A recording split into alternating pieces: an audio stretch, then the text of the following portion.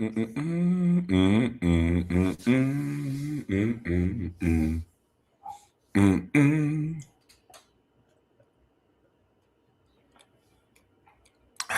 didn't think I was gonna be on time. Y'all come on in this thing.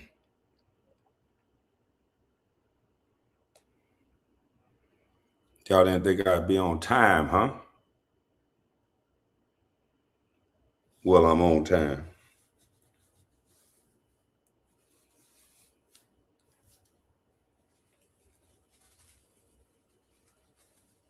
Well, I'm on time with it.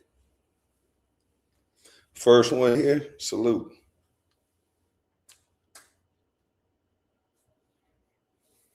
Salute, salute. Well, y'all come on in, salute. Let me grab me a little hat.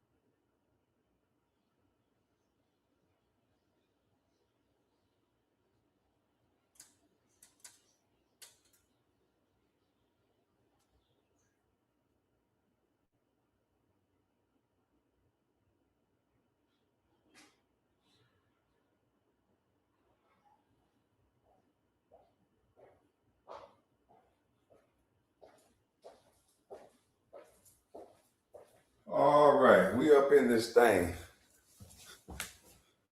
We up in this thing. Hey man, I ain't gonna lie, Lil Durk done crashed out, man. And it's the fans that did it. When's the basketball live? I gotta call Chucky, man. I fucked up yesterday. I was ripping and running. And he had hit me up, so I gotta hit him up. But this came across my timeline, man. This came across my timeline. Let me put it up here. This man done crashed out. Sidewalk niggas is winning, man. That's why we winning, because we around. Sidewalk dudes are winning because they are around, B.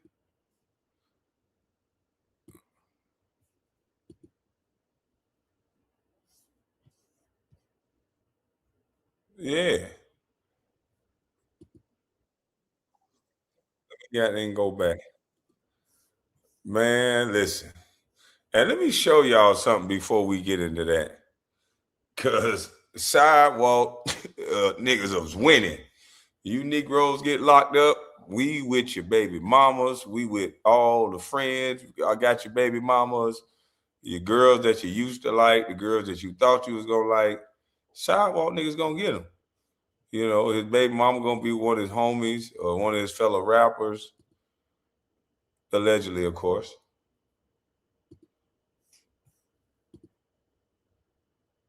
But it's just crazy, man, how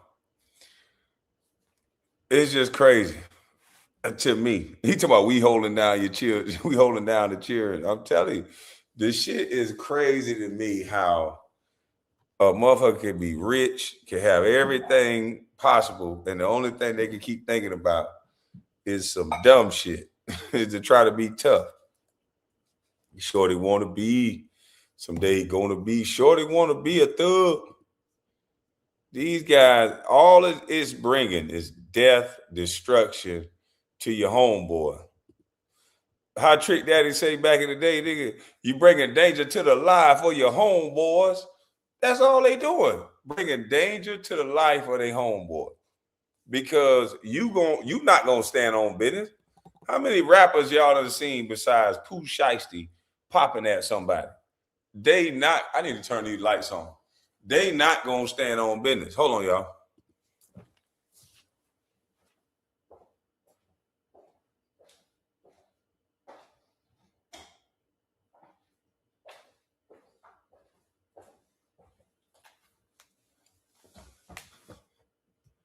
So more often than not, you got a rapper that's getting all his friends unalive. You got a rapper that's getting people locked up, life sentences, 20 years. One guy got 80 years in New Orleans. And all of that is going to end up being sweat equity. So we love our destruction. The thing that we love is destroying us. This hip hop culture that I fell in love with, I hate it now because rappers are actually rapping about unaliving people on tracks and we bob into it like minions saying that we are free thinkers when really we in the go along, get along gang. Every last one of us, except me, because I've been starting to recognize that shit. I've been saying, section little B, section little hoe, it'll be educated women singing this song, playing it around their daughters. It be educated men rapping and acting like they street cats. And I'm be sitting there listening to this shit like, I'm confused because I downplay my upbringing because I know what come with it. I got the baseball numbers that my brothers got. I can see what come with it. So I don't want nothing to do with it. And in our culture, that's called lame. Being a man that understands the consequences of certain behaviors, because I was one of the youngest kids to see it. So I be like, yo, no, I'm chilling. But I still got the fury of what comes with that. But I know that certain shit just ain't worth it. I seen brothers go to jail because they say a nigga tried them. And I don't give a fuck what a nigga said. I don't care how much you tried me. As long as you don't do this, you might be all right. Because I just don't think that is worth it. The things that I've seen that come behind that, it's not worth it. This perpetuation of trap and street and all this shit is not worth it. Damn near all of my mama's sons went to jail or prison. And there's 7 of us. It is not worth it. It's the vagina that come with it ain't worth it. None of it is worth it. You're going to get put on a t-shirt. Somebody going to talk about you on your birthday. Somebody going to talk about you when they see a nice Chevy. But that's about it. All your hoes going to be gone. All your money going to be gone. And ain't nothing going to be, you going to be a cookout remembrance. They going to remember you at the cookout. That's it. They ain't going to give your children a damn thing. They ain't going to leave no money for your baby mama to get Pampers unless they having sex with her. Yeah, you fucked up. So when I look at this shit, I got a love-hate relationship with it. Because I grew up in a house where niggas was selling dope in the house. So I know what that's like. I know the energy. I know the aggression. I know the fun. I know the bad. But I don't want nothing to do with that shit. I don't act like I'm a tough guy to impress no girl. I know I'm going to get her anyway. You get in that lane to be tough. I'm going to sit over here and be who I am. But to see so many of these guys going to jail, to see so many of these guys, I had the mentality that I was going to go to jail too. What Chill said, KB, what it do? Chat, what's happening? All the smoke Sunday. Salute. KB knows about the devil that's waiting on the back end of these deals. Yeah. When I was young, I'm living in the shadows of brothers that got a reputation in the town to where everybody expect you to be just like that. And I don't know if it's other young men that got family members that are known in their town, their section or whatever. So it's like next up. They looking at you like, yeah, nigga, he next up. He like his brothers. So shit, I'm like, damn, I just want to hoop. But then after a while, you hear the reputation, you hear the name, And then for a time there, I'm like, nigga, I'm going to jail too. Shit, fuck all that. You're not gonna look at me as no basketball player. So I'm looking like I had that sick mentality too. That you got to go to jail to be respected as a man. You got to go to jail. They teaching this to these young boys. It's an indoctrination. I had a thought that I'm gonna be better and bigger than my brothers at one point. I thought, just at one point, until my brothers and people were telling me what the fuck it's like in jail, and they were being honest. That's when I said, oh, hell no.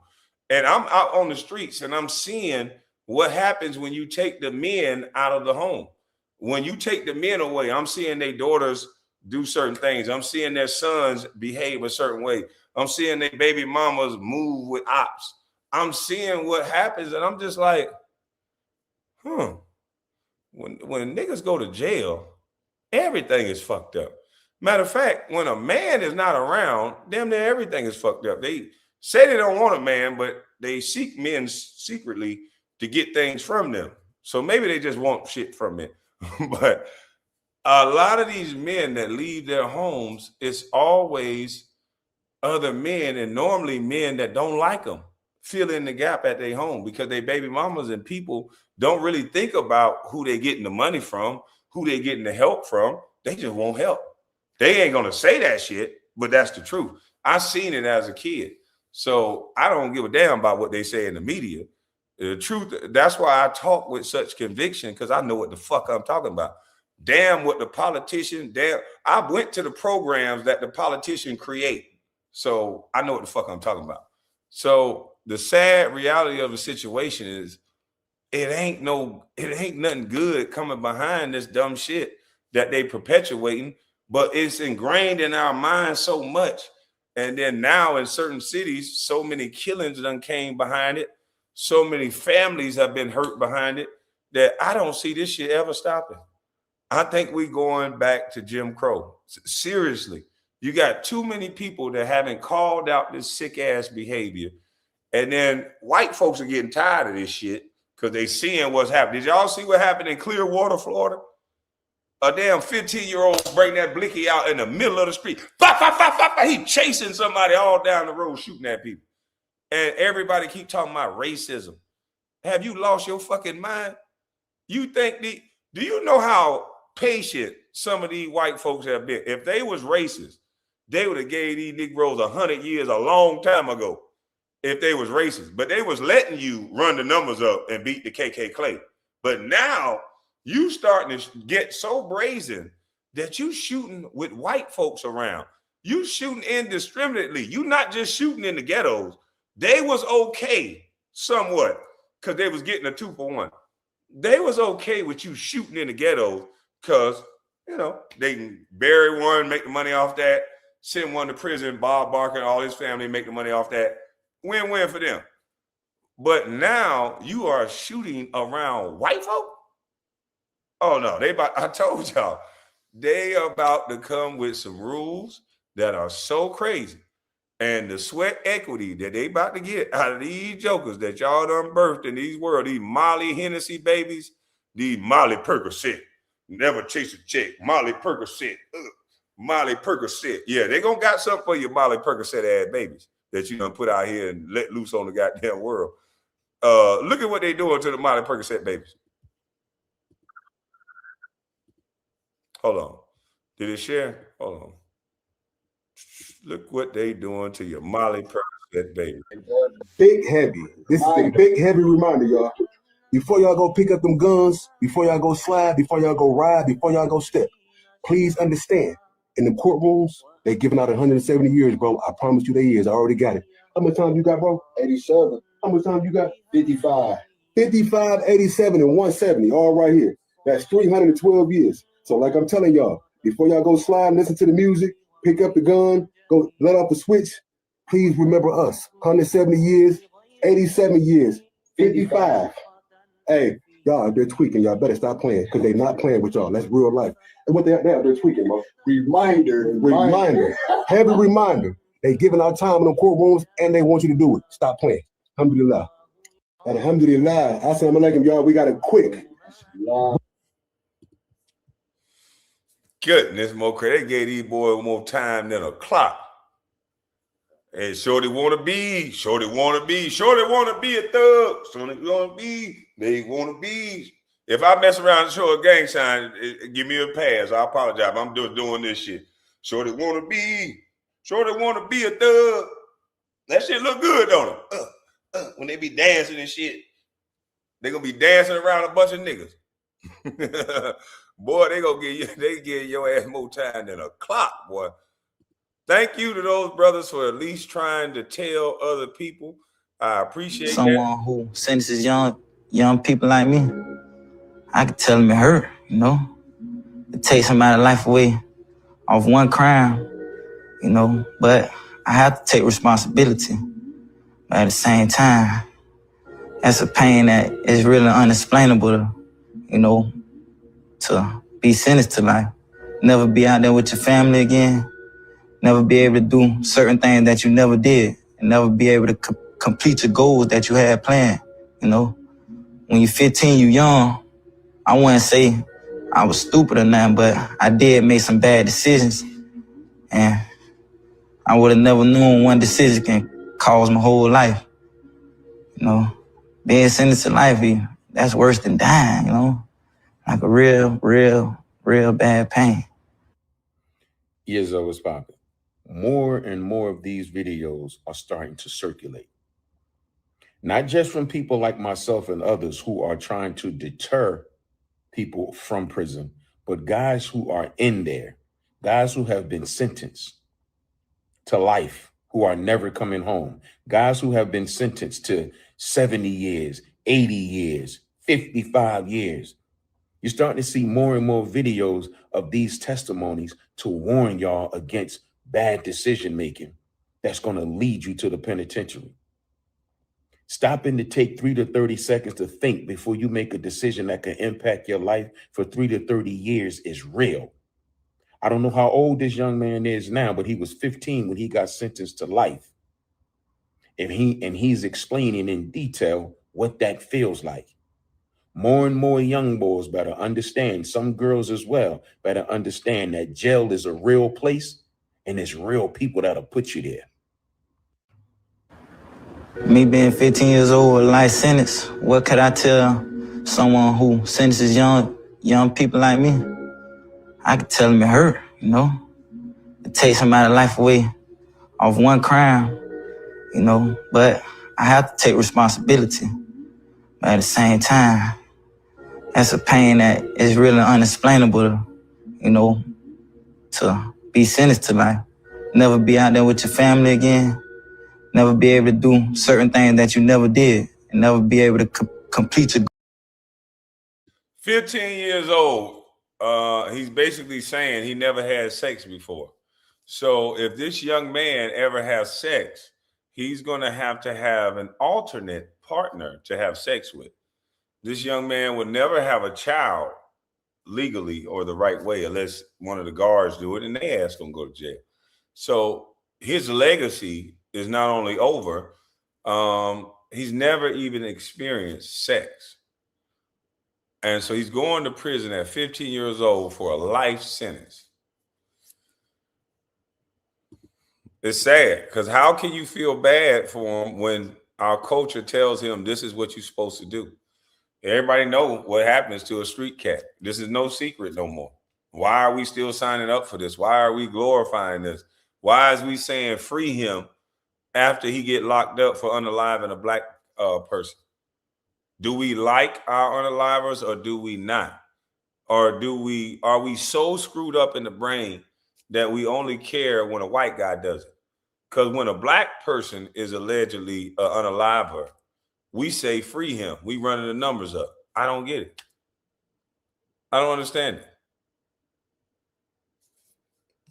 But hey, I'm not sick, so that's why I don't understand it. That's why I don't go to clubs. I try to stay away from most stupidity as I can. In every single one of his comment sections, he was taunted, and many believe he crashed out due to the overwhelming amount of pressure. Salute to you, KB. Most entertaining giraffe with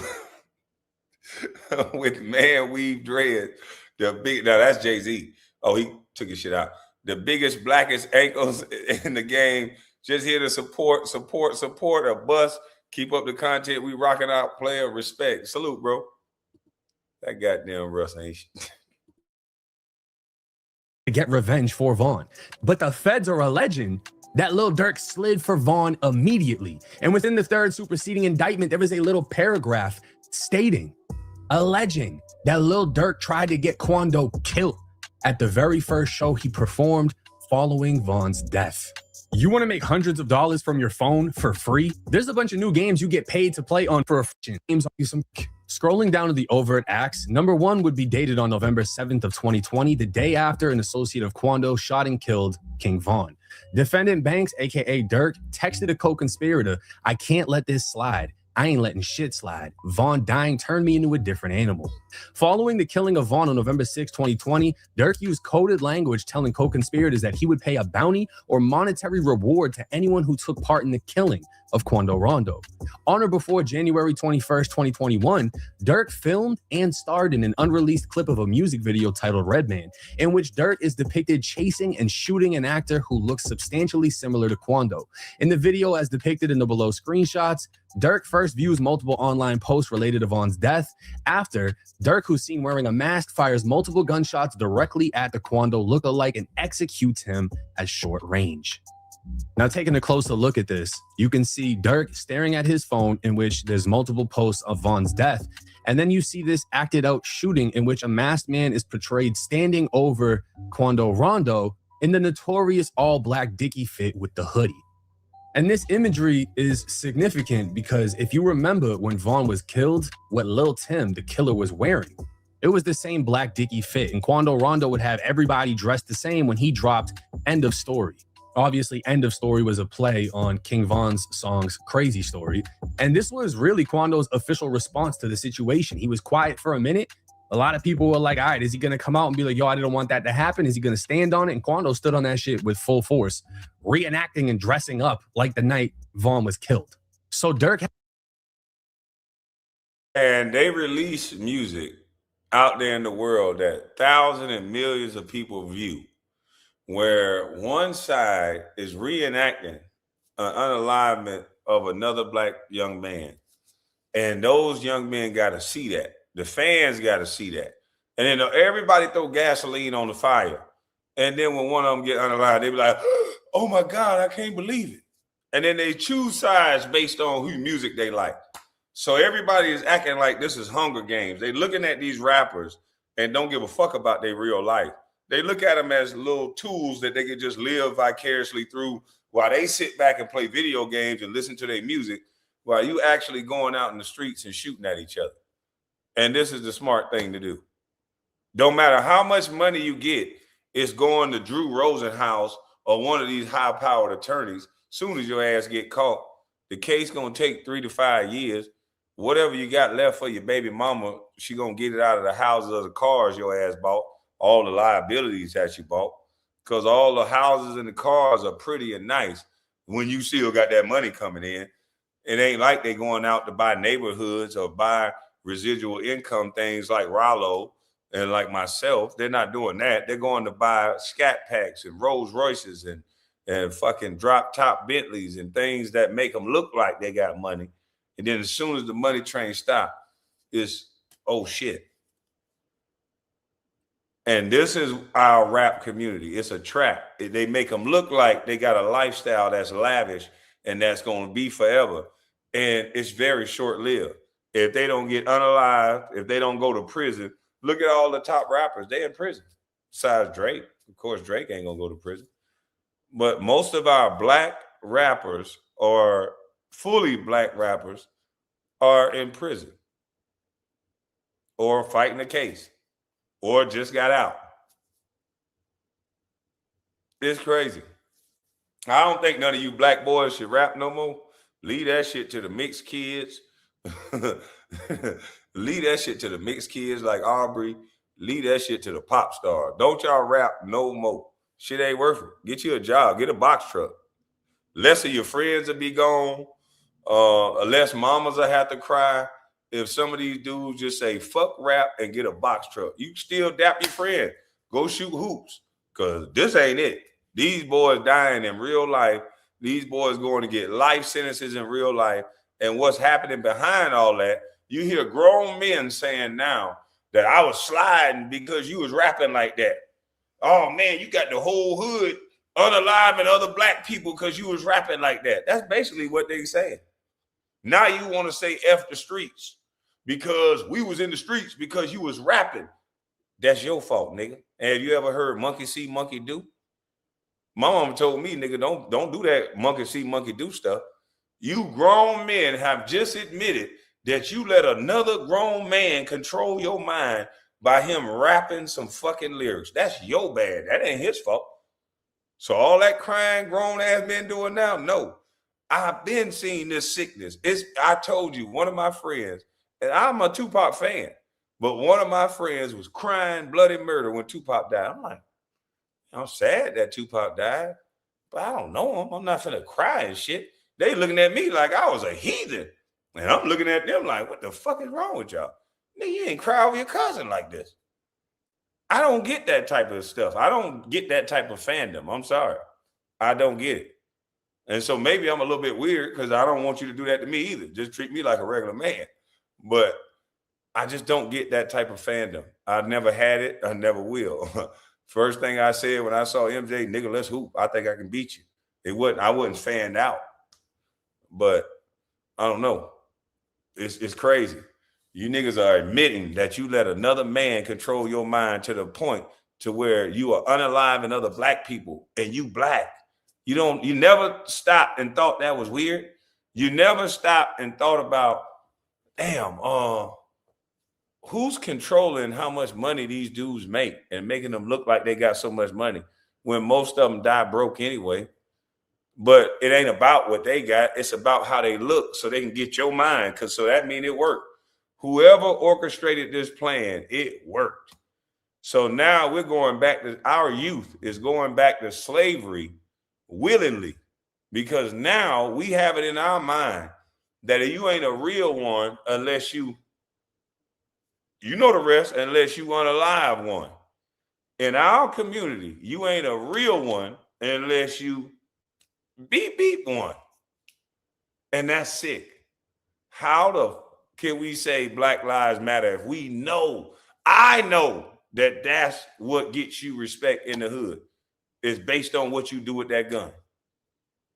And the fact that that's the sickness that go on, because these same dudes that are doing all this unaliving their own people, they docile as hell to white people. They know better. And as much as how tough they talk, they know better. That's why we got to whine about everything when it's another race. We got to ask white people to correct other white people. There's an Asian man that shot that black kid in South Carolina. They said this man been terrorizing people for 12 years. And I thought to myself, I said, wait a minute. You just put a different race person. It don't even matter what color at this point. They could be Chinese, white, Mexican, what, just don't make them black. And somehow it's like a veil of protection goes over their head when it comes to black people and YN. Because most old black dudes are scared as hell of these YN. And these YN will sling that iron and that switch at everybody. But these YNs that we got, and that's what I told Bud, they are afraid as shit of any other color that's not black. And it's sad. How can you terrorize a community for 12 years? You got one gun. How? And you a sitting duck in a store. And we ain't never seen on the news that it been a shootout at that store. We ain't never heard the gangsters go up to that store and Swiss cheese it like they do other people's mama house, like they do funerals, like they do everywhere else when somebody disrespect them clubs.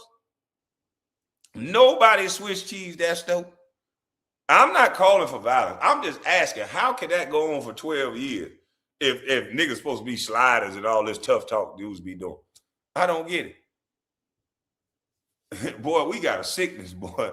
We hate each other for real. I don't care what nobody say. We got a sickness. There's no way I will be in a black community putting my hands on dudes, They talking about, oh, the Chinaman, he'll go out there and put their hands on them. What? Man, imagine some black store owners go out there and be whipping some niggas in the hood. Man, they gonna spin the block, and that goddamn store gonna fall down with how many 223s and 7.6s they send through that goddamn store. They know where you at too? You think they ain't finna come around that corner and spin the block? You think they ain't gonna be waiting on the side of your building? Plies taught him to lay right in your bushes, and now he out here screaming like he like black people. Plies, you told these young boys to wait right in their bushes, nigga. You ain't tell them to wait in that white boy bush. And the sad reality of the situation is, I see the mama crying bloody tears and the daddy ain't said a fucking word, and it pissed me off. If that was the daddy, that can't be the daddy of that son. That had to been the stepdaddy. That had to been the motherfucking stepdaddy. Because we ain't doing no motherfucking talking. I'm going to jail. We ain't doing no talking. I know where he at. Let his ass out. I'm going to jail. We ain't going to have no podium talking. We ain't doing none of this shit. If that was the real daddy, he's standing behind his wife. No, hell no. Fuck all that emotion.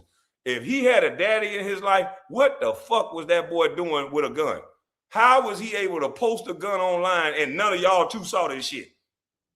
Nobody don't want to talk about the real questions. No, I'm not saying this boy was supposed to get shot, but that's the excuse that they gave for unaliving this boy.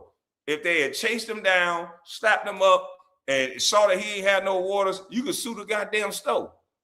But the fact that this boy had a gun and ain't none of y'all know, it's on social media. This boy got a goddamn dot on a gun. What the fuck did he need a gun for, daddy?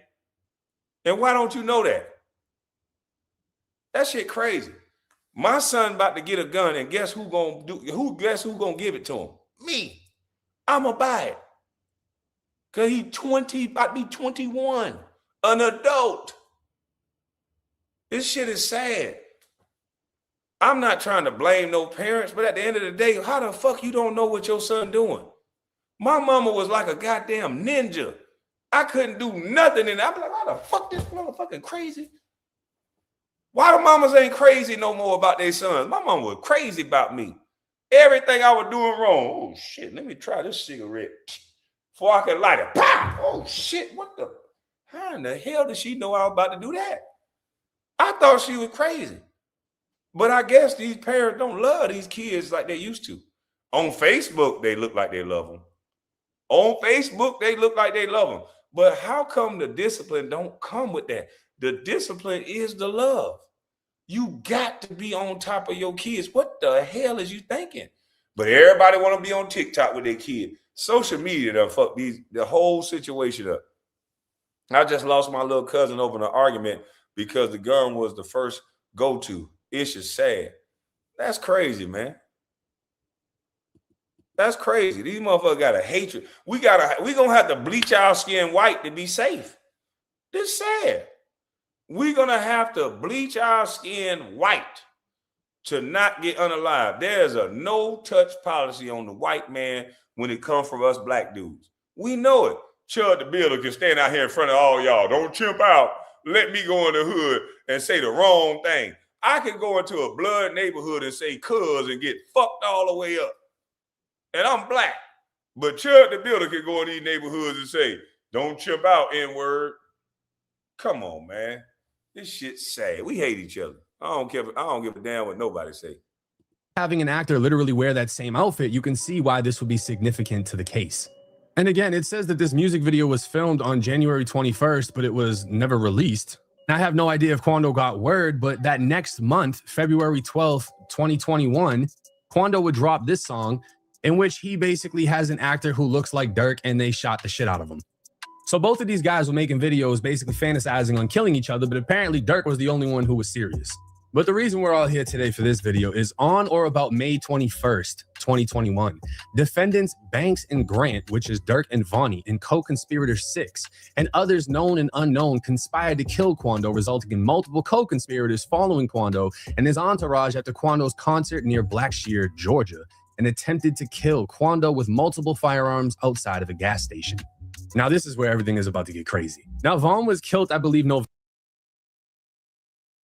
This shit is crazy. These two brothers engage, two rich dudes that's making money, engaging in tomfoolery, getting in beefs for the fans. And the record labels and all these people encourage this type of shit. This type of beef makes money. So they encourage all these young black dudes to beef. You ain't no hot rapper unless you got somebody to beef with, unless you Drake. And Drake, they gonna keep it on wax with him because he's a J boy. And they know it. They gonna keep it on wax with Drake. Ain't nobody thought about getting violent with Drake. But everybody else, they gotta have a beef. And the bigger the beef, the better the sales. If you ain't beefing, talking about drilling or unaliving, you not no hot black rapper. They don't even want to talk to you. And these rappers know it.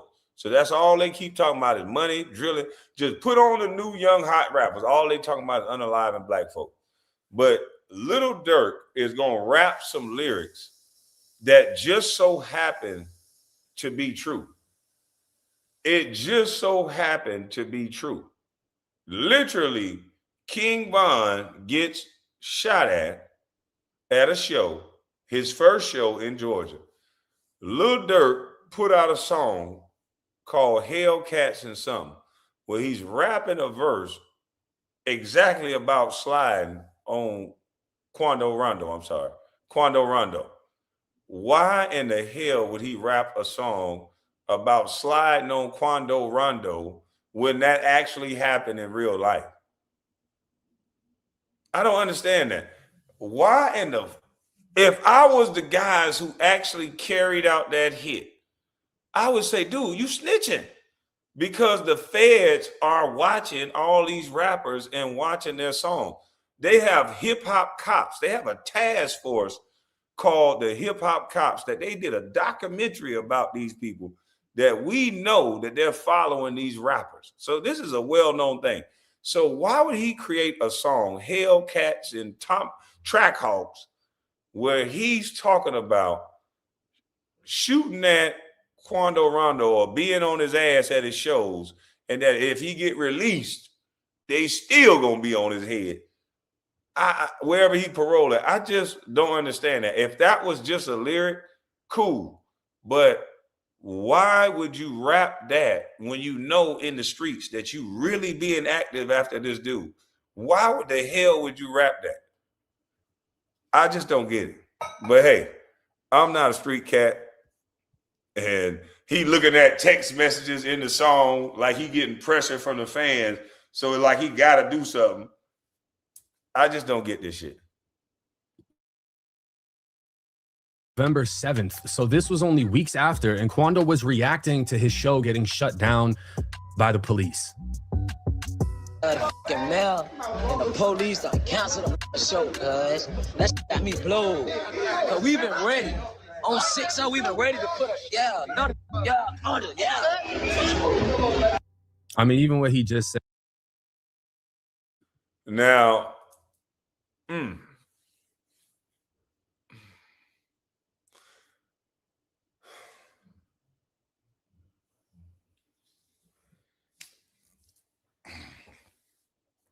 one man can bring 100 Negroes from the inner city in the hood, to defend and or unalive somebody about him. But when you ask this many people to go show up at an election poll, they can't get an ID. They don't got time. When you ask this many people, hey, why don't all y'all invest $100, $200, and let's pool it together? They don't got time. We say, let's take 100 of y'all, let's clean up the street. Nigga, that's lame. But 100 people damn near will come to help unalive another black person that's sending a crew of Negroes to unalive him. And white people is our biggest problem.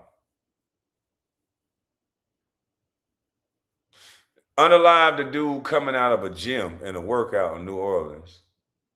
Unalive a man in Chicago coming out of like a tire shop.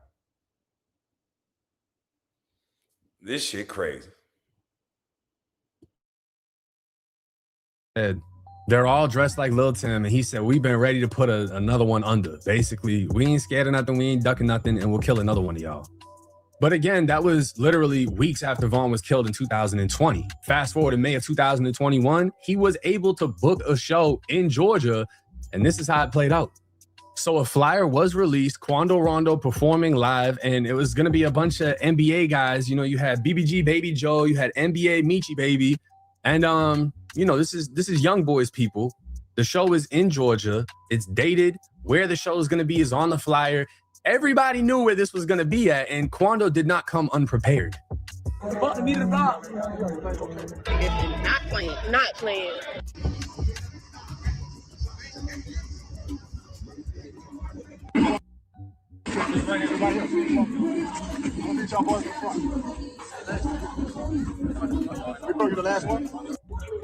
Now, it wasn't that easy to see what all was going on, but Quando was saying, fuck the media, fuck the blogs. And everyone that was there, that's not like people waiting to watch the show. That's everyone he pulled up with. He pulled up allegedly 100 deep, and he also had armed security with rifles, like real actual security guards. And then he had all of his goons with him. So they were prepared for the street shit, the legal shit, the every kind of shit that there was. You know, this wasn't like the gas station where they all look like Lil Tims and they're ready to kill. No, they had real security there too. Now, the show would go viral for being his first live show since the killing of, you know, Vaughn, but it would go viral for all the wrong reasons because it was basically empty with people saying the fans were scared to show up to the show. And for good reason, because apparently, according to the feds, people were waiting for Quando to leave so they could kill him. TMZ would be first to post Quando Rondo shot at in Georgia. Quando Rondo and his entourage were caught in a hail of gunfire at a convenience store in Georgia, and one man in his entourage was wounded. According to law enforcement sources, the shots rang out at around 3:20 a.m. Sunday in Blackshear while Quando and his crew were in a parking lot off the highway. Cops believe the shooter opened fire from across the road or from the highway. Our sources say police aren't aware of any bullets striking Quando because he was not at the scene when cops responded, but we're told he was in the parking lot before the shooting. The rapper was traveling with a large entourage, and we're told one man in the group was shot in the hand and got treatment at a local hospital. It's interesting. Law enforcement says it appears Quando and his crew weren't at the convenience store long before shots rang out, and cops believe they were making a quick stop when the shooting started. As we reported, cops say Quando Rondo's crew was involved in a November shootout with King Von's entourage outside an Atlanta nightclub, which left Von dead. One of Quando's crew members was arrested for felony murder. Sunday morning shooting happened about 10 minutes from the nightclub where Quando performed Saturday night, and we're told the Georgia Bureau of Investigation is on the case. So Quando performed at this empty-ass club, left with all of the people that he came with, pulled up to a convenience store, gas station, etc.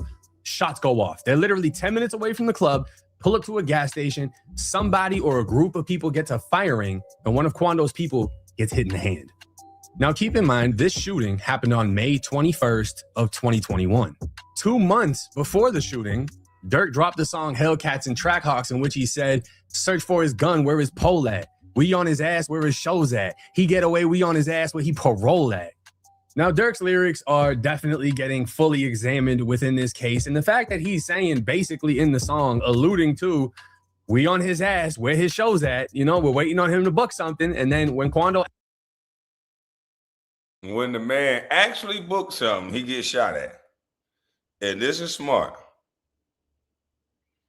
Everybody in the media talking about he being snitched on, he being this, he being that. He highlighting himself. This is highlighting yourself. This is bad. I don't understand this. But hey. Actually is able to book a show, he gets shot at. I mean, the feds are alleging Durk was sliding immediately. Any chance possible, they were trying to kill Quando. Now, again, this was Durk, Vonnie, and co-conspirator number 6. Well, my boy Trap Lord Ross has broken down that THF Bezu is confirmed as co-conspirator number 6 in paperwork accusing Durk and Bezu of trying to kill Quando in 2021.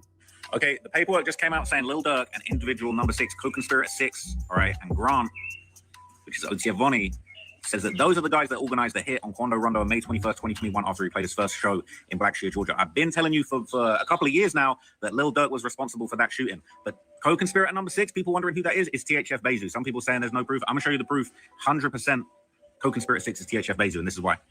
Because in addition to the attempt on Quando's life in 2021, they also added this 2019 February 5th situation. This was where King Von and Lil Durk caught their attempted murder charges in Atlanta. There were only 4 people there that day. Lil Durk, Banks, you see Banks, King Von, Davon Bennett, they got DB there. Co-conspirator 6, who I think is THF Bezu, but people are saying, how can you be sure that's him? Well, the only other person who was there that day was a guy called AAB Hella Bands, right? This happened in 2019, and then they tried to kill Quando in 2021, and they saying co-conspirator 6 was in on that. Well, AAB Hella Bands, he got shot and killed on May 14th, 2019, so there ain't no way that he's co-conspirator 6. So that's confirmed it, that THF Bezu was co-conspirator number 6, and he was in on the hit where they first tried to kill Quando Rondo in 2021. But here's what I'm wondering. Why didn't THF Bezu get arrested with Lil Durk and them? If he on paperwork, they're saying that he tried to organize a hit. Why didn't he get picked up before he passed away? Obviously, rest in peace for Bezu. You know, he's not here, but that's so strange. Like, why wasn't he on this case? It's super confusing. But he was number 6 because it can't be him. And that's crazy to think about because Zoo was killed, you know, obviously after Durk was locked up. And if Zoo was actually picked up on this case, he would be alive to this day. You know, that's one of the sad realities of prison and getting locked up is it keeps a lot of people alive that are on a path in life that only ends with death. Now, am I surprised that Zoo would be involved in this? I'm really not, because Zoo and Durk had a very close relationship, as did Zoo and Vaughn. And when Zoo died, Durk was locked up. Durk was in the feds. So Durk gets the news most likely through a jail call. He's not going to be able to go to the funeral. He's not able to call any of Zoo's family. He's not able to talk. So all that being able to ride for your homie, once you're in the feds, ain't no ride for your homie. Yeah, ain't no ride for your homie once you're locked up. You can't. You're in the feds. No, it's a sad, sad thing what these dudes are going through, putting their family and friends through. I don't see what's so great about it. I don't get it. So The Zoo's son, he's not. These were friends, brothers for years. And Zoo was killed in a crazy situation. And I had actually talked to Zoo a couple of times on the phone. I believe I still have his number in my phone. I literally still got him in there. But that's how this lifestyle plays out. Zoo wasn't playing. Zoo was accused of, you know, having killed some people, whatever. So I'm not surprised. But I'm wondering, the same situation where how it was Durk and Vaughn in the Atlanta shooting, and they were the actual ones accused of doing it. Are they saying that Durk, Vonnie, and Zoo pulled up and shot? Or they organized it and had other people do it? That really hasn't been clarified in this situation. But what they are saying is Durk tried to kill Quando immediately at the very first show, and somebody did get shot. And Durk is literally rapping, hey, we're going to catch you at one of these fucking shows. We on his ass where his show's at. He get away, we on his ass where he paroles at. They were trying to do what they did. And some way, somehow, it just wasn't Quando's time. He survived more than one attempt on his life. Obviously lost Lil Pab in the process. Quando just got released to a halfway house. And imagine being him, hearing all these details coming out on how much, not even one person, but an entire group from Chicago with money behind them has been trying to kill you for years. And not for nothing, if we're going to keep it 1,000, I've spoke to Quando Rondo too.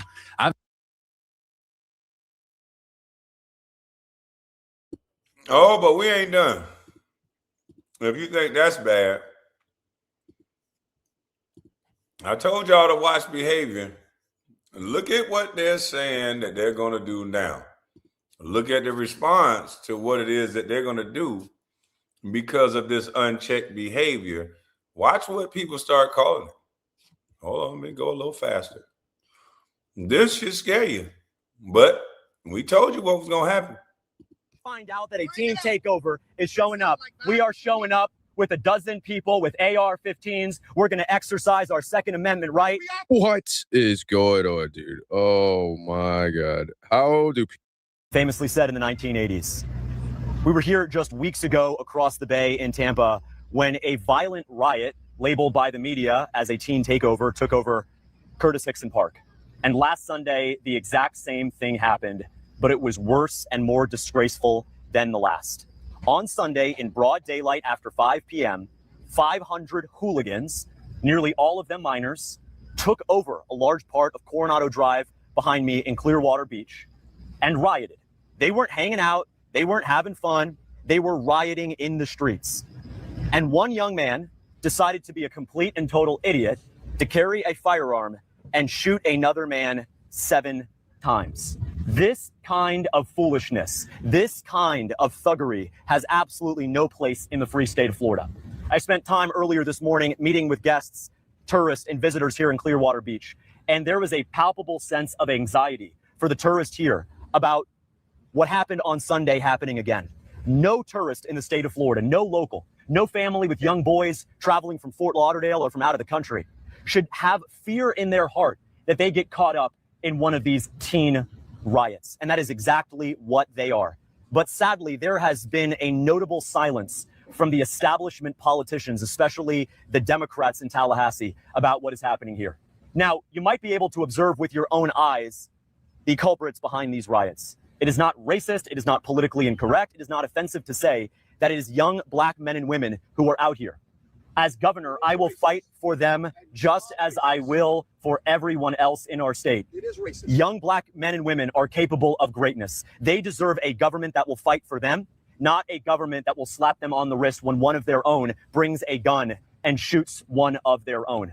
In the state of Florida, we believe that all lives matter. All lives matter in the state of Florida. You are racist. And if you believe in all lives matter, if you believe that young black boys should be shot in our street, then that is real racism.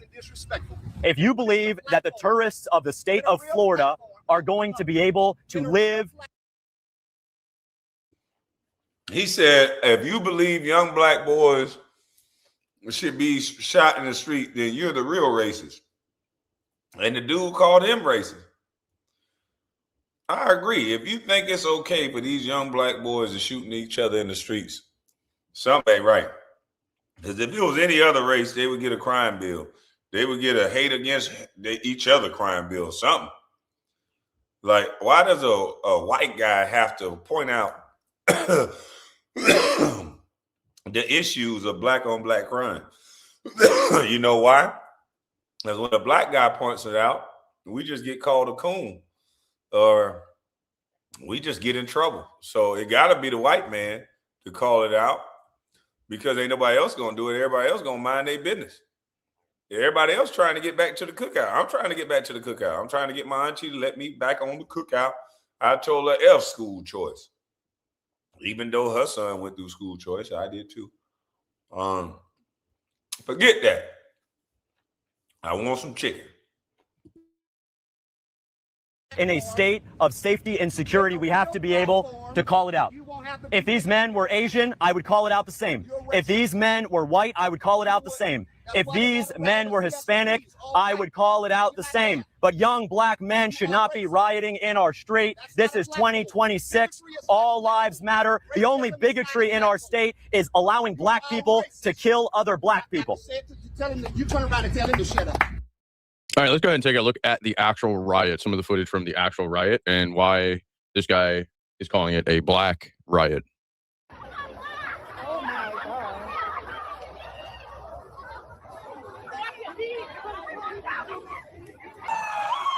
Oh, I saw a white person. Oh, it's a cop. You think we should be going now? Is that guy white? He might be Spanish. He looks Spanish.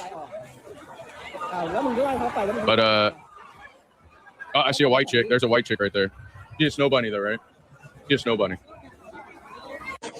So, I mean, this is the actual shooting. All black. Everybody here is black, except the guy getting in the golf cart.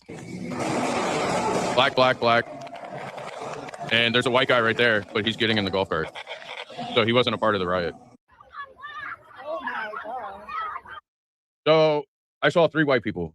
A police officer, a white guy getting in a golf cart who wasn't a part of the riot, and a snow bunny. So his observation is very accurate. So how is he being racist by calling it what it is? I'm not going to call a green apple a red apple. I'm not going to call a red apple. Because they black, goddamn. This is crazy. They got these kids thinking that it's okay to shoot anytime they get upset. I wonder why that is. I wonder why so many young men have low impulse control and they get that upset where they put their life on the line, because I'm pretty sure this guy is arrested and gonna do more time than a clock. But I'm just trying to figure out, why do they have so low impulse control and they act out so quickly? I'm just trying to figure out what gave them that type of mentality.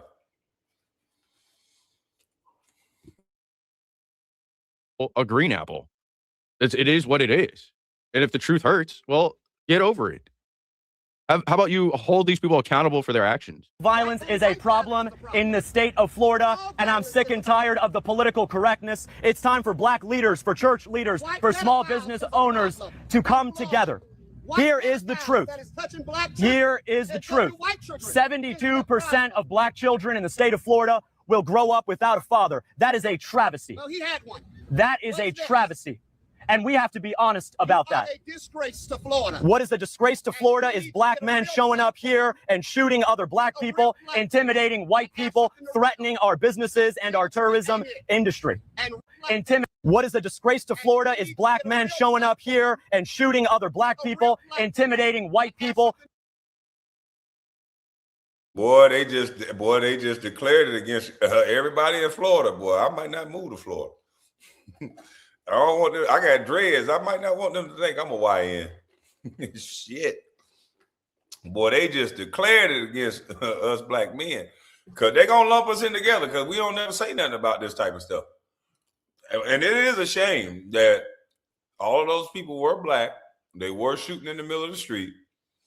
And usually when they have press conferences like this, they're going to start making laws that, yeah, somebody's son, somebody's grandbaby going to be missing a couple calendars when they finish creating these laws. There's going to be worse than the 98 crime bill, 96. This is going to be back to some slave shit. I'm telling you. They don't want to know why you like this no more. They don't. I'm telling you, they don't care. There will be no more empathy. They don't care about your mitigating factors. They don't want to hear that they have no fathers when everybody's saying you don't need no man. How can you blame a man when most women are choosing a goddamn bear over a man anyway? So don't blame the men. So they're going to treat it like there's no deficiency. There's no deficiency of a man. Society say that we're not needed. And these kids are going to start getting sentenced. Lord have mercy. There's going to be some sweat equity being put down, boy, because the mind is fucked up right now. The ego is running rampant. The feminist ego, the feminine ego of young boys, because they think like their mama and not, they don't have any masculine presence. They don't know how to, I would fuck you up, but I'm not, because I got something to do. And men, we got to have that. Sometimes we go there, but we understand the consequences. These young boys are not old enough to even understand the consequence, what come behind chasing somebody up the street with the whole street crowded like that. That one mistake could be the rest of your life. Threatening our businesses and our tourism industry. And racism don't get you where you're going. But the truth does. And the truth is that black on black crime needs to end in the free state of Florida. All crime needs to end. I'm here with... Now he's shouting all crimes matter. I wonder what Black Lives Matter movement would say about that, those fat lesbians that run it. Here with Deputy Campaign Manager Sean Lozano, a certified law enforcement officer that proudly served a largely black community in Lauderhill. Not just enforcement, primary election, but I am not waiting until then as these teenage takeovers, these riots more appropriately, are taking over our streets. Our campaign has put together a group of a dozen men. If we hear about a teenage takeover happening in the state of Florida, we will drop everything. We will show up with rifles and use the open carry laws in Florida. And we will stand up to the hooligans who are trying to threaten our people, who are trying to riot in our street. If you are black or white, I'm going to fight for you with equal vigor. No black kid should get shot in our streets. No white tourist should get shot in our streets. Every single life is created in God's awesome image. And I'm telling you right now, we are not waiting for the politicians to figure this one out. I've tasked Sean as a certified law enforcement officer and a few members of our social media team. We all got rifles. We all can stand your ground. We all know the Second Amendment. I've tasked them. So get your 50 people and show up with rifles. And guess what? All of us can. That's what Florida do for you. It's not just a law for whites. It's a law for every law-abiding citizen. No black child should be gunned down on the So the dude that's talking, I don't understand what his point is. This guy is saying that they're going to bring rifles to protect citizens so they don't have to run from somebody who want to shoot up the streets. We have a right to do that. You're saying that you're going to bring people to stop the people that's trying to save people? I don't get it. But hey, so I guess the kids are supposed to be shooting in the streets because they black? Is that what we saying? Because I can call out to say what that young kid did was wrong. And if that was my son, I'd be embarrassed. And also, I wouldn't want my daughter or my sons around something like that. So as a parent, I can say that. I'm not going to look at a kid, and this is why we're going to have robots in the jury booth. I wouldn't look at a kid's color and say, oh, no, because he was black, he should be able to do that. I'm not going to look at Kyle Rittenhouse and say, oh, he white, so somebody supposed to be able to stump his head off. No, I never looked at it that way. I saw Kyle Rittenhouse with a gun running. I saw the other kid with the gun running. So I don't think you should chase him and shoot him. But I am going to question why a 14-year-old has a gun in the first place. Kyle Rittenhouse, we knew why he had the gun because he was at a protest, which they say he wasn't supposed to have. But if you trying to stump my face off, everybody I know would defend themselves in that same manner. So I'm not going to let race determine that. But a lot of people today, they look at every scenario based on what color the person is. And that shit is sad. So we going back to Jim Crow willingly. And our youth is going back to slavery because somehow we done made it to where our most desired men and our most respected men are the ones that go to prison. So it is what it is. And they're going to get that sweat equity. Streets of Clearwater Beach on Coronado Drive as they were on Sunday. Absolutely. Dude, the guy heckling him sounds almost like he's accusing him of targeting blacks. Like he's going to bring a militia with rifles and solely target blacks. That's not the case here. He's saying it doesn't matter what race, what religion you are. It doesn't matter. If you come and you riot in Florida, they're going to show up with a militia and stop the riot. It doesn't matter what your color is. And the black dude in the crowd's like, hey, Russ, that's going to happen all over the world, bro. It ain't just going to happen in Florida. They're doing teen takeovers in Chicago, Philly, New York. They're doing this all over. They're not just going to do this in Florida. This basically sounds like they finna bring more stricter laws to Florida for violent crimes like George Bush did in Texas in 1996. Black men, get ready. And they're using our youth to push it. And I'm wondering if they paying somebody to do this. I'm just wondering, how are so many kids out at one time? None of their parents give a damn. You telling me it's that many kids, parents don't give a shit? Like, I'm telling this is getting out of hand. It's gonna happen everywhere. well, yeah, that's white laws. White. Shut the fuck up, dude. Nothing's racist here except the guy in the crowd. We all agree on that. Yeah, we certainly do. That's you're right about. Absolutely.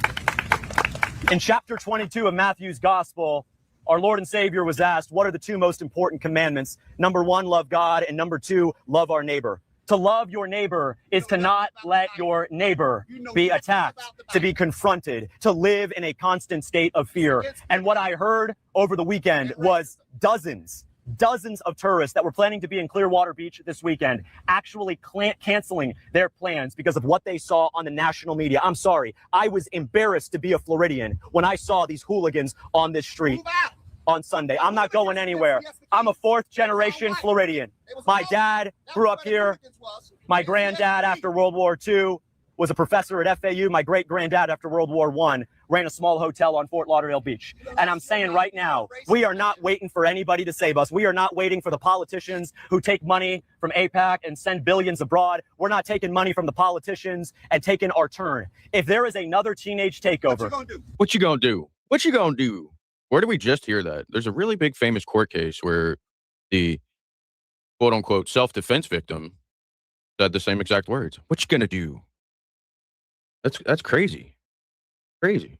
in Pinellas County, in Hillsborough County, in any of the 67 counties, Sean, open carry is legal in the state of Florida. Open carry is for everybody. It's for everybody, black or white, Christian, Muslim, or a Jew. If we find out that a teen takeover is showing up, we are showing up with a dozen people with AR-15s. We're going to exercise our Second Amendment right, and we are going to protect communities like this. So what happened on Sunday here in Clearwater Beach happens nowhere. Governor Ron DeSantis has laid out a framework for law and order in the state of Florida, and law and order will be our way forward. That's why we have. Thank you very much. State of Florida happens nowhere.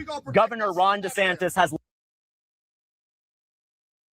Hey, when he say we gonna protect ourselves too. Look how that dude that's standing next to the dude in the black looking at him.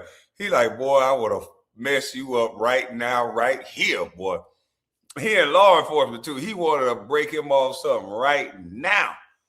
That dude, they're crazy. He's literally saying, if you come here to stop teenagers that happen to be black or whoever from unaliving or hurting other people, then we gonna hurt you. That's how bad he want these black boys to get popped. He wasn't out there when the black boy was chasing the other black boy up the street.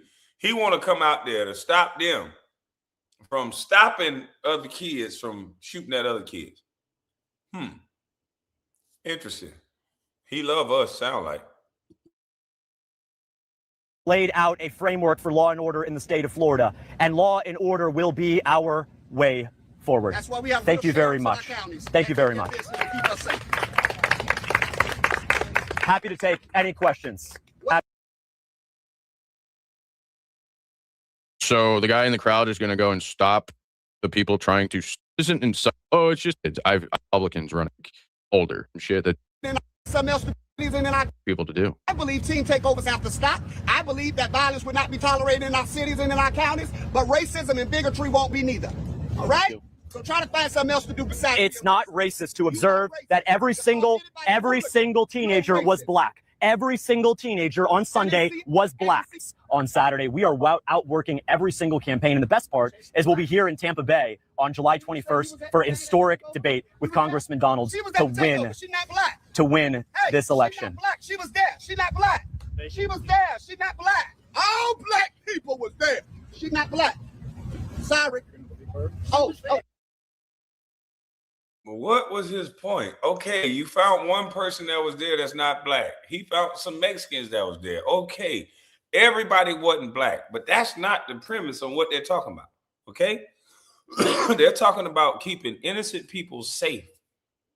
They don't want you to move the goalpost and make it about a black thing. I'm black, and I don't want nobody black being able, or white, or Asian, being able to chase kids up the street, shooting at them while other kids and strollers, they was at a damn beach. What is wrong with you? What is wrong with people? It don't matter the color of the person. This behavior is unacceptable. You're supposed to watch behavior. Why do you keep talking about the damn color? Boy, we going back to Jim Crow faster than we thought. It's over with. It's ugly. She was there. Oh, so she's a liar, right? She's not black. She was at the takeover. Oh, okay. She's not black. It's a racist bigotry, and it's disgusting. He need to harp on his platform and stop being racist. It looked like you just got out of jail. You need to be what we looking at. You look absolute horrible. So what we need to do as a state is reject the divisive politics that sadly the Democratic establishment has pushed on us for years. They said it was racist in 2008 if you didn't vote for Barack Obama. They said it was racist if you oppose anti-white DEI training. And apparently it's racist if you call out the fact that a group of nearly all black teens here in Clearwater Beach rioted and opened fire on one of their own. This bigotry has to end. The racism has to end. And the only bigotry and racism in this country is the idea that we allow black people to be shot by other black people and we don't care. The bigotry that allows anti-white racism known as DEI, all of it must end. And I can tell you that when we show up, heaven forbid, there is another teen takeover, we are showing up with AR-15s. We are going to come to a public place and we are going to defend, not ourselves, but we are going to defend the community, defend our neighbors, because that's. Do y'all hear the guy in the background? We all got AR-15. God, dog. God, can you calm down and stick to what they talking about? Damn. What it means. We're not waiting for politicians to bail us out. I guess they're worried about other things, but we are going to worry about the law and order and the public safety of our local neighbors. Byron paid me, guys. Who sent me? Jay Collins and Byron. They're so confused they don't even know. Which one did it? It should be the black man, right? So a lot of people in my generation, we got a wake-up call by the 2008 campaign by Ron Paul, and later Thomas Massey carried that support. I was wondering what your opinion is on that kind of libertarian. Ron Paul and Thomas Massey is the chairman right now. Yes. Ron Paul is one of my great political inspirations.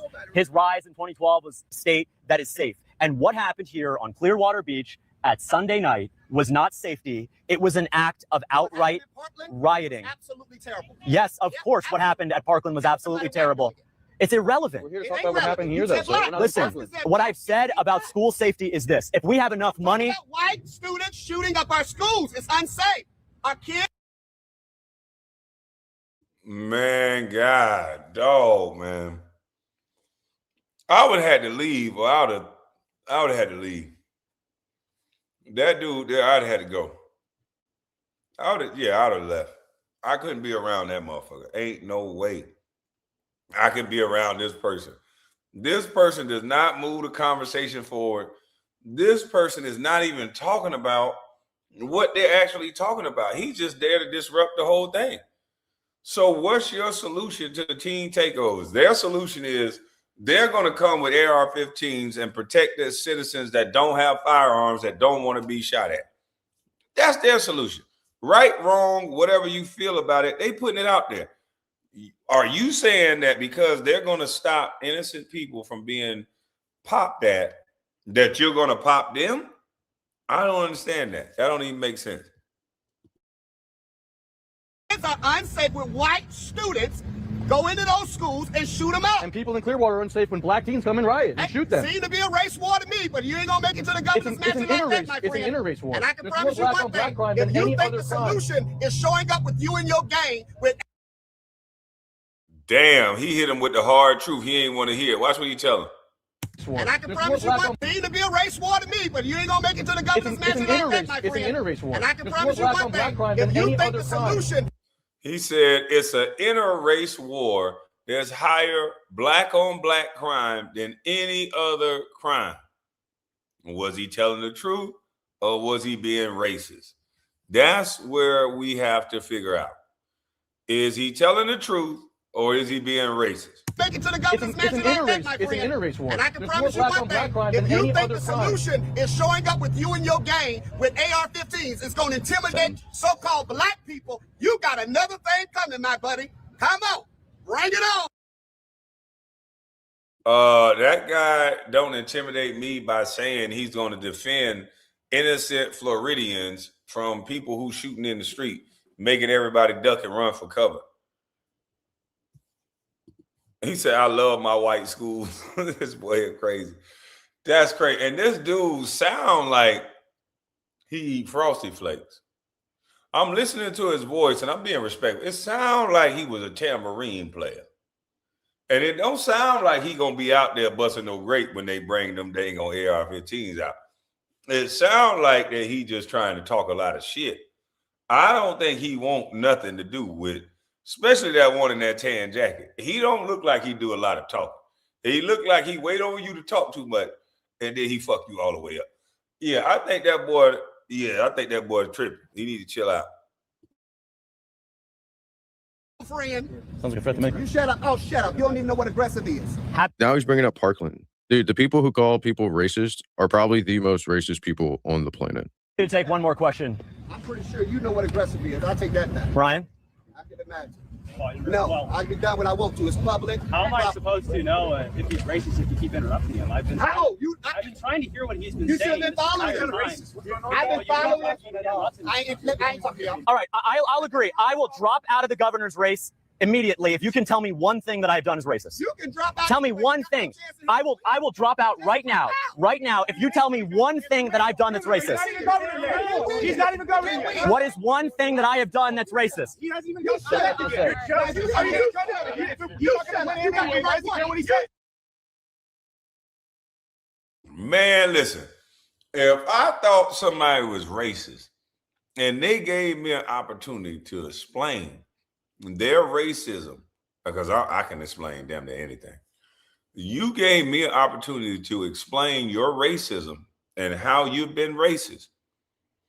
You give me that opportunity, and instead of me taking that opportunity, I'm arguing about some stupid shit. I'm so confused. I'm not arguing about nothing. You gave me an opportunity to get you fired. You said that if I explain how you were racist, I'm good money. You would drop out the race. I just got rid of a racist. I'm straight. I ain't arguing with nobody. I'm telling him what he did and said that was racist, and I'm moving on.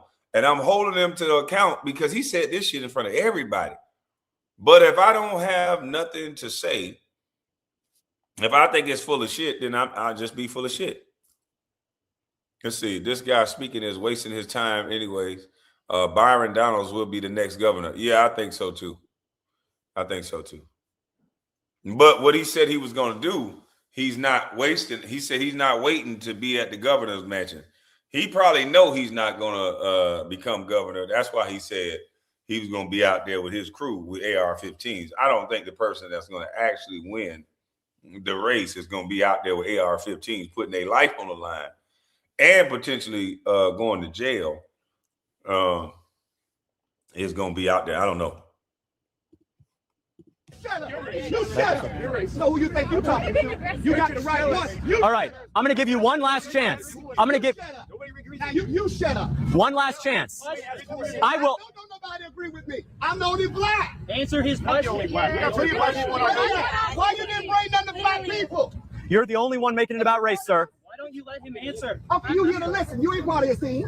Absolutely no. He said they got black people working for them. Are you working for them? If you listen, he said he's here to listen. Hey, we want to listen. Hey, well, you come to listen to me today. That's what blacks do. They take over. They take over. That's what blacks do. Boo! Boo! Hey, you heard what Barack Obama said? Don't boo. Go. Boo! That's what blacks do. We want to listen. Hey, well, you come to listen to me today. That's what blacks do. They take over. They take over. It ain't no way somebody didn't send this dude down here to be this ignorant.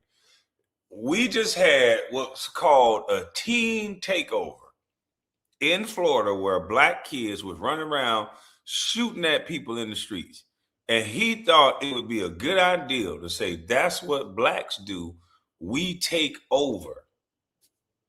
You don't think white folks gonna hear that? If this is a racist world, like you said, you don't think white people gonna hear that and show you that you're not taking over? And then you go cry racist when they do that, right? Because you out here wanting to talk shit, antagonize these people. This is absolutely crazy. I think he's a plant. This dude is a plant. He can't be for real. No one would say this after knowing that they had a teen takeover. He said he's here to listen. Hey, we want to listen. Hey, well, you come to listen to me today. That's what blacks do. They take over. They take over. That's what blacks do. Boo! Boo! Hey, you heard what Barack Obama said? Don't boo. Go. We don't care about Barack Obama. I know you don't. We sure as hell. KJ, I'm not talking about politics. This don't got nothing to do with politics. This got something to do with kids running around shooting up the streets and doing this type of behavior. This has something to do with behavior. This don't have nothing to do with politics. This is all about behavior. I don't know what I said that made a politic reference, but I don't know. But I'm going to the cookout sometimes. But if I got to go to the cookout by agreeing that we should be shooting in the streets, then I might not make it to the cookout. Care about this guy. All right. So I want to hear about my hometown. I was asked about housing affordability. Here's what we're going to do. Young people are in a crisis. Name one racist thing that I've done, and I will drop out immediately from the governor race. Just one thing. Name one thing. Name one thing. He gave him the opportunity to name one thing, and he couldn't do it. He just started shouting and yelling, "The thing takeover." It's insane. These people are insane. He says, I've worked in nonprofit with at-risk youth for 15 years. They don't want this problem resolved or even addressed because they use lost funding. It's sick. They use their lost funding. It's sick. The older Black generation has failed us. Yeah, they get paid off all this destruction. They can create programs behind this. Ain't no issue, KB. We both on the same page on a different book.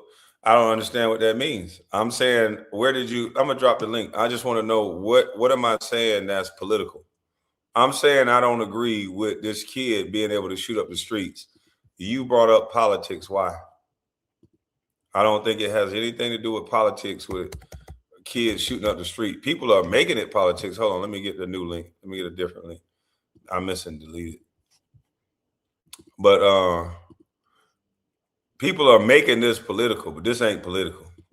If this was my son, I'd be putting some foot up somebody's ass. After listening to his voice, he could be the bag chaser when in disguise. Maybe. Hold on one second.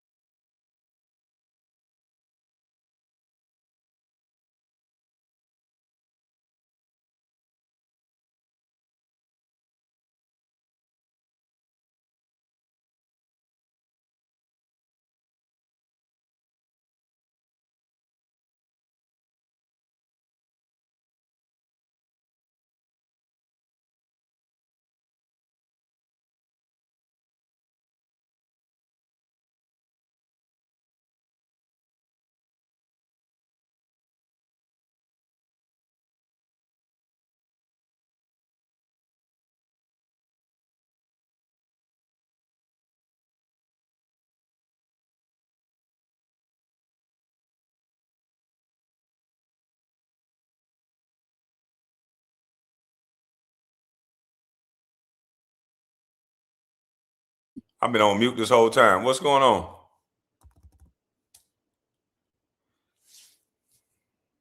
We don't care about so-called race war and don't see where all the rhetoric comes from. We've been shown since the Negro Wars of Florida that we don't want no problem, but cowards with guns ain't shit. Yeah, man. They can talk that race war talk. They don't want no problem. I kind of came in late, KB. Like, I was mostly responding to the chat, but yeah, that's where our disagreement came from. It ain't no pressure though. Like I said, we on the same page. It's a different book. I just don't like that. I don't know the disagreement. Yes, sir. You said because of the chat, we have a disagreement. What did I say? No. I said I was going back and forth with the chat, and we had a disagreement with certain people in the chat. Not you, me, and you. Yeah, collectively, some of the things I could get behind, but I just don't like the trick bag that they put us in to make us the face of black on black crime whenever, the majority of in this country commit the most crimes, whether it be through predacious acts or whatever. Don't make us the face of the crimes, black on black and this and this and that. That narrative is old. But I understand exactly where you're coming from. You basically just holding us accountable. So I'm gonna agree with that with you all day. I'm gonna agree with that all day. Like So we should be able to. you say you used to be a police officer, right? Yeah, So you say it's a narrative that is black on black crime, that as a police officer, you don't see the numbers of the black on black crime? I arrested more white people than I did blacks I didn't in ask my you in my about white. parish. I didn't ask you about white people. I asked you, did you see the numbers on black crime, being that you were in law enforcement?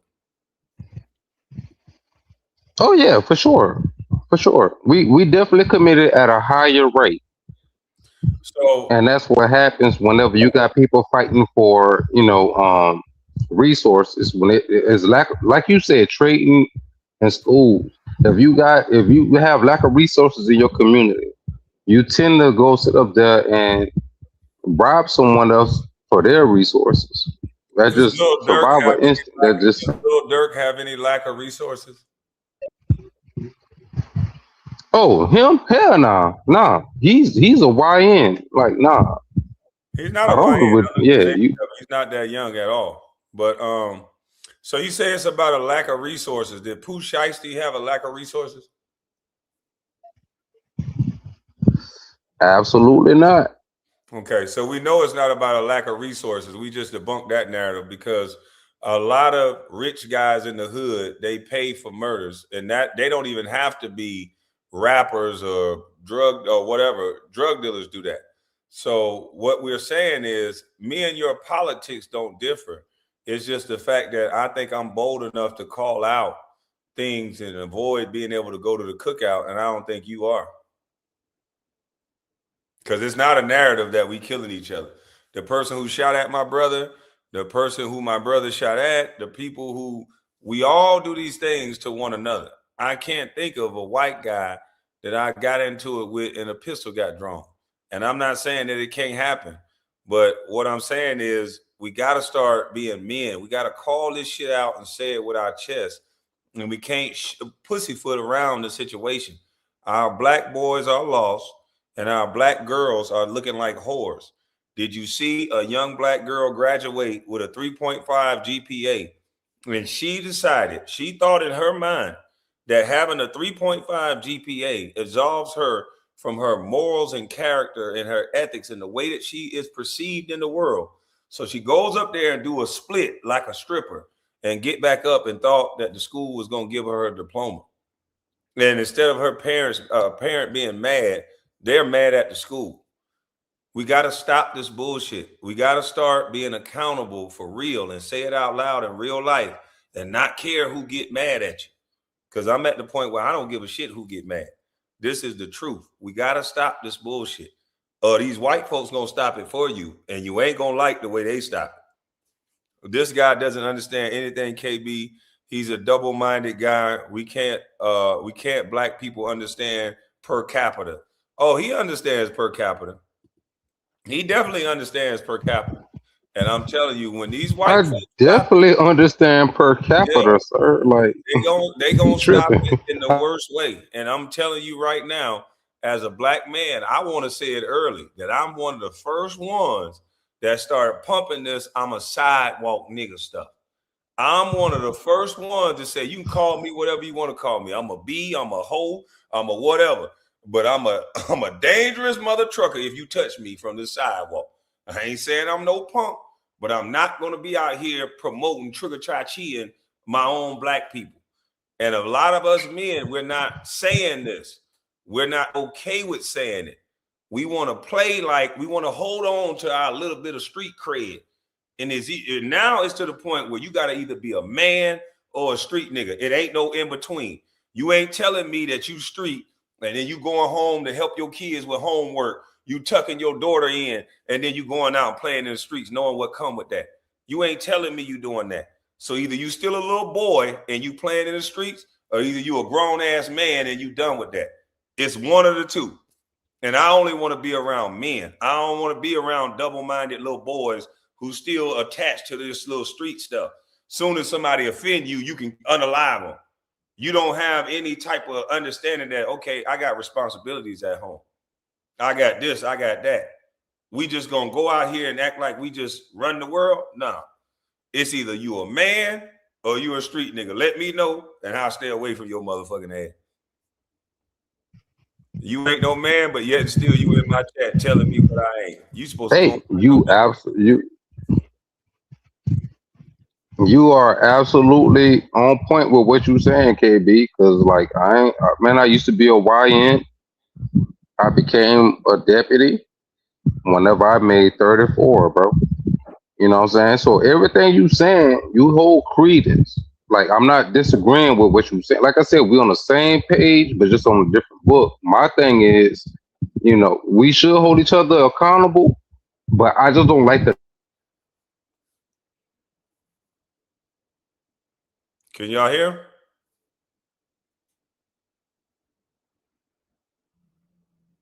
Hello? Can y'all hear?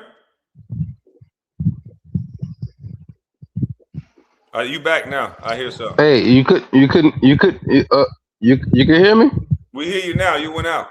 Nah, but basically what I was saying whenever I said yeah, these headsets, man, I gotta probably drop down. But basically what I was saying, we on the same page, just on a different book. I agree with everything you said. We should be men. We should be able to conflict resolute before harming each other. I just don't like the narrative that we are painted as the face of all crimes, whenever the majority of the people, which in this nation, commits the most crime.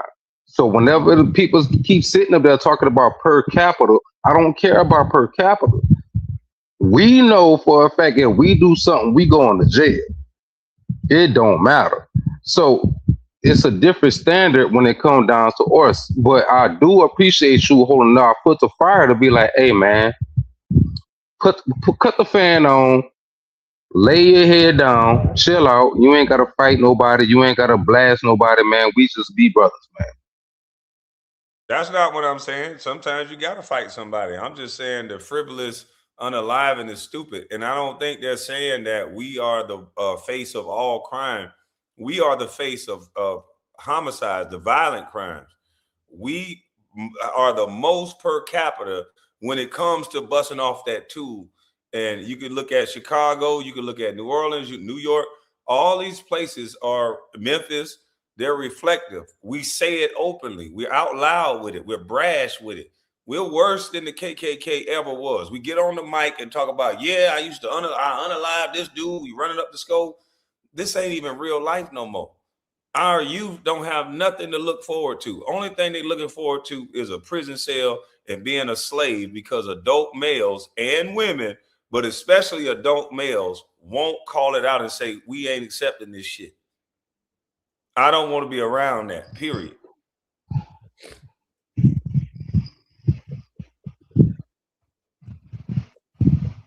And when you say it like that, brother, you absolutely are on point by saying that you're not condoning no bad behavior from our race of people. And we're not giving these kids nothing to look up to. I know so that's I tough. could get behind TJ's story. And that helped me teach my kids, hey man,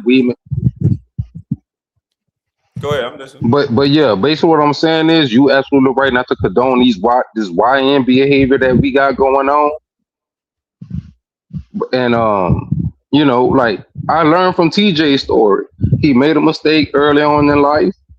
He came out, got his doggone stuff together, functioning father. And I think us as black men, we should be praised more in this community as men, so we could guide these young men, not to be a burden on no woman or none of that. And none of y'all. But TJ didn't make a mistake. He made a choice. TJ had a mother. TJ had family. TJ knew right from wrong. And this is what we do far too often. We keep saying, oh, we made a mistake. Most of these young cats that I knew was in the street, they wasn't listening to mama. And if they had a daddy, they wasn't listening to daddy. They wasn't listening to nobody. So you wasn't raised to be no YN. You was a bad little motherfucker who wasn't listening to your mama, who wasn't listening to who you were supposed to listen to. You made a choice. The white folks got your ass. They tenderized you. They made you sit there naked to drink out of a toilet. Then your ass don't want to go back, so you learn. So call it what it is. It's not a mistake when you have family members and people telling you what to do and what not to do. When you have older siblings go to jail and show you what road not to pass, then it's not a fucking mistake. It's a choice. And I made a different choice. And I'm not going to sit up here and highlight somebody. And that's my brother, and I love him. And a lot of people connect through the street connection. I don't do that. You made a bad choice and you served your time. Now, are you going to introduce yourself back into society the right way? Or are you going to keep making the bad choice? That's how I look at it.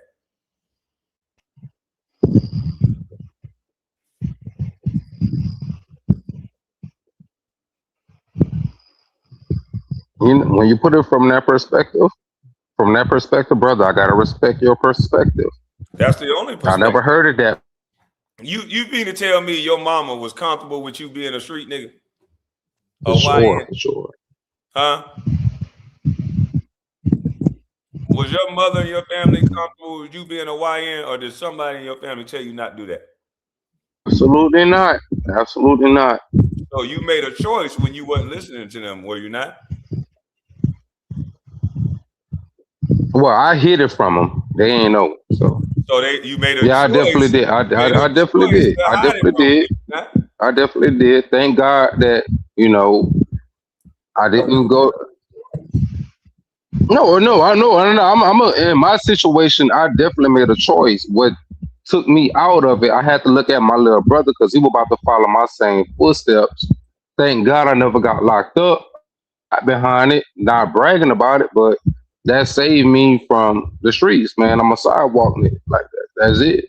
But you are absolutely right. I made a choice. A part of being a sidewalk dude is you got to take accountability. I made bad choices. That time that I was putting in the streets, I could have been playing basketball. Right. So my thing is this: we all got to take accountability. As being a sidewalk cat, you got to take accountability and accept what come with it. The reason why I'm a sidewalk dude, because I think about the consequences that come with it. Shout out to my brothers, because I got a chance to see in real time what come behind the decisions that you make. And every decision led to prison, led to mother struggling, led to mother trying to figure out how to get some money to them. And it was more of a burden.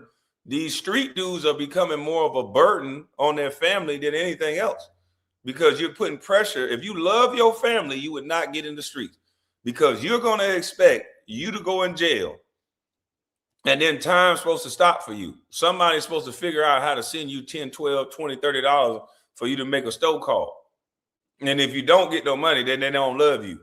You don't put your life into someone else's hands. You take responsibility of it and you make better choices. But what happens is we connect with the groups that we identify mostly close to. So if you made a mistake, then you connect with another guy that made a mistake, instead of connecting through the growth and through getting past it and through being men that have passed it. You connect with the we've been to jail before shit. And I don't connect with the we've been to jail before shit, because I know jail means fail. That's not something that you should glorify. That's something that you should identify and understand that you made a fucked up choice, but we all make fucked up choices. So I'm not here to condemn. I made it to the NBA, but I made plenty fucked up choices. We're human beings. I just didn't land a fucked up choice that landed me in prison, but I made fucked up choices all the time. That's what life is about. Street shit is getting clown. It is a clown. All they do is telling themselves. That's all they do. Telling themselves beg women for money or their mama when they go to jail. It ain't nothing manly behind it. It's overly aggressive males that either some of them who've been through molestation, some of them just missing their daddy or a connection with a male. So they're acting out. And before that somebody grab a hold of them and love up on them, they end up in the white man prison system. That's all that's happening. And then by the time you go through that psychological damage of somebody treating you like a dog, stripping you out your clothes, throwing you in cells, making you drink out of a toilet, you come out with all these anger, emotional issues. And if you can get past the guy that's trying to stick something in your rear end, you coming out still with all these issues.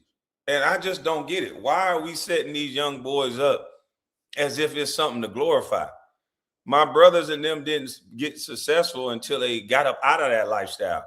You don't have to go through a street phase, go to prison, get old as hell, and then work at the port. Go your ass straight to the port out of high school. Go get a job right out of school. Why the fuck do you gotta go? Because I'm telling you, I was in that mindset. I was in the mindset of my brother is who he is. My older brother, who he is. Shit, I got to go to jail. Hell yeah, it's my reputation. This is my brother, this and that. And then I'm looking like, man, this shit ain't. When I got a job and my older brother needed me to send him something one day, and I was younger than him, I'm like, wow.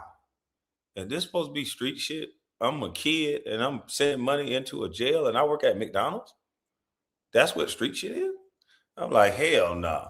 Nah. This street shit is dead. All the rest of them niggas tell on each other anyway. I don't have that. That shit is lame. We gotta grow up. You don't have to be no street nigga to be no man. Matter of fact, most of these dudes can't stump by themselves anyway.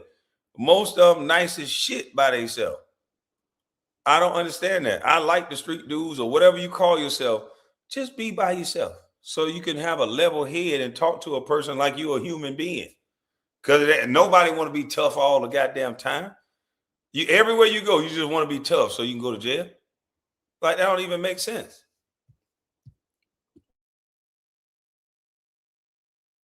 Even when given the opportunity to present their argument in the most narrowest way, easiest possible way. One example of racism, and this guy would have dropped out of the race. He couldn't give it. I don't give a damn what you call yourself. I got some street cats that's my family and that's my blood, but they not committing crimes.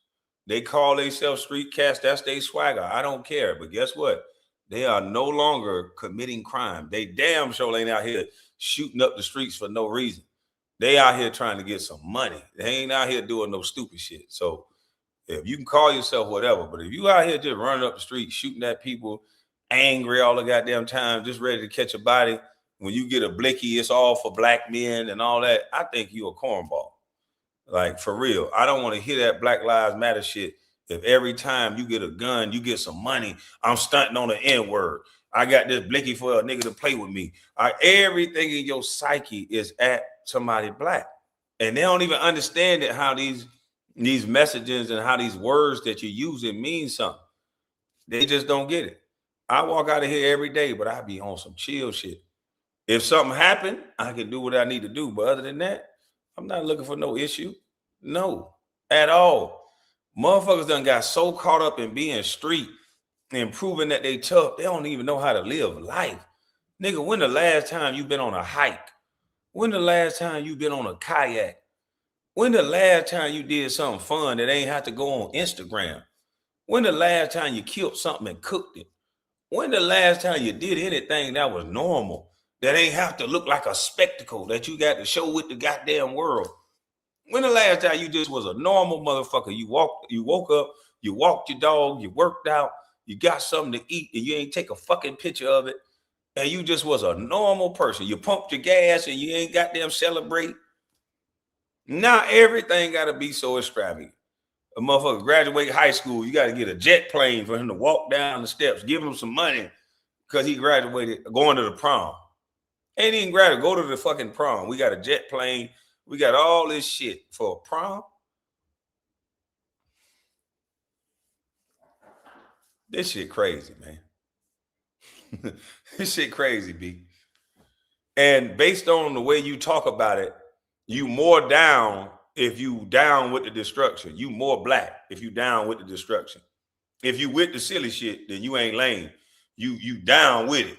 If you with the little girls twerking and all this stupid shit. I love a whore. A whore helped me out with my relationship. My old lady was acting up when I was in a relationship back then. My old lady was acting stupid. Whores kept me going mentally, physically, everything. I love a whore. I never talk bad about a whore. Whores understand how to keep you through pain and keep you strong. Sometimes your girlfriend just too stupid and they just want what they want. So I love a good whore. Never talk against a whore. But never mind that. Y'all, I'm going to edit that out. But anyway.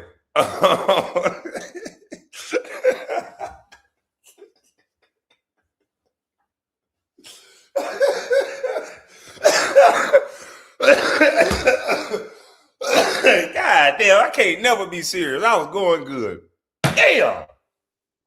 I was going good, man. Can't never be serious. Always fucking around. Now I gotta delete that part. Edit that out. They gonna think I'm for real. I can't get no satire, no playing around. Oh man. Damn, this is how I get a bad reputation right here. I get a bad reputation right there, just like that. Can't even joke no more. They want to eradicate men. Women can say whatever. Shit. What I was talking about, man. Cool Eagle, tell me what I'm thinking. Oh, he talking about speak the truth. Hey, man. He talking about I keep 2 or 3. Hey, man, listen, man. Man, I gotta end this live. I gotta end this live. I gotta go, y'all. Y'all have a blessed day. I don't know what the fuck I said there for. That just ruined the whole live. I gotta go. I gotta go. Y'all have a blessed day. I'm up out of this thing on gold. Lord have mercy. Shit. Play too damn much.